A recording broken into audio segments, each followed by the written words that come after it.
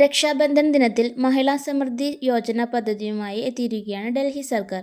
പദ്ധതിയിലൂടെ സാമ്പത്തികമായി പിന്നാക്കം നിൽക്കുന്ന സ്ത്രീകൾക്ക് പ്രതിമാസം 2500 രൂപ നേരിട്ട് അവരുടെ ബാങ്ക് അക്കൗണ്ടിലേക്ക് ലഭിക്കുമെന്ന് മുഖ്യമന്ത്രി രേഖ ഗുപ്ത പറഞ്ഞു.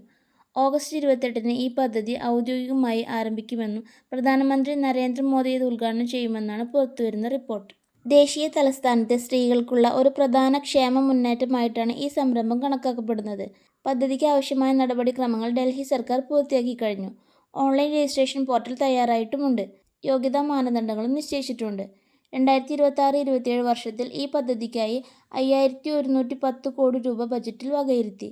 ഡൽഹിയിലെ ഏകദേശം 20 മുതൽ 22 ലക്ഷം വരെ സ്ത്രീകൾക്ക് ഈ പദ്ധതിയുടെ പ്രയോജനം ലഭിക്കും. സർക്കാർ സർവീസുകളിൽ ജോലി ചെയ്യുന്ന സ്ത്രീകൾ, ആദായനികുതി അടയ്ക്കുന്നവർ, സർക്കാർ പെൻഷൻ വാങ്ങുന്ന സ്ത്രീകൾ, സ്വന്തമായി കാറുള്ള സ്ത്രീകൾ എന്നിവർക്ക് ഈ ആനുകൂല്യം ലഭിക്കില്ല.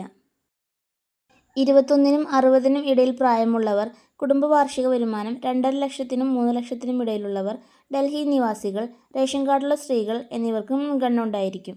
മഹിളാ സമൃദ്ധി യോജനയ്ക്കുള്ള അപേക്ഷകൾ ഓൺലൈൻ വഴി മാത്രമേ സ്വീകരിക്കുകയുള്ളൂ. പദ്ധതി പ്രകാരം അപേക്ഷിക്കുന്ന സ്ത്രീകൾ ഇനി പറയുന്ന കാര്യങ്ങൾ നൽകേണ്ടതുണ്ട്. ആധാർ കാർഡ്, പേരും ജനനത്തീയതിയും, ലിംഗം, അച്ഛൻ്റെയോ അമ്മയുടെയോ പേര്, വൈവാഹിക നില, മൊബൈൽ നമ്പർ, ഇമെയിൽ വിലാസം, ഡൽഹിയിൽ താമസിക്കുന്ന കാലയളവ്, ആധാറുമായി ബന്ധിപ്പിച്ച ബാങ്ക് അക്കൗണ്ട് വിവരങ്ങൾ, സ്വയം പ്രഖ്യാപന ഫോം.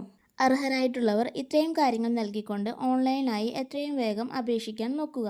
പുതിയ വാർത്തകൾക്കും അപ്ഡേറ്റ്സുകൾക്കുമായി കാത്തിരിക്കൂ ഓൺലൈൻ വേഡ് മലയാളത്തിനോടൊപ്പം.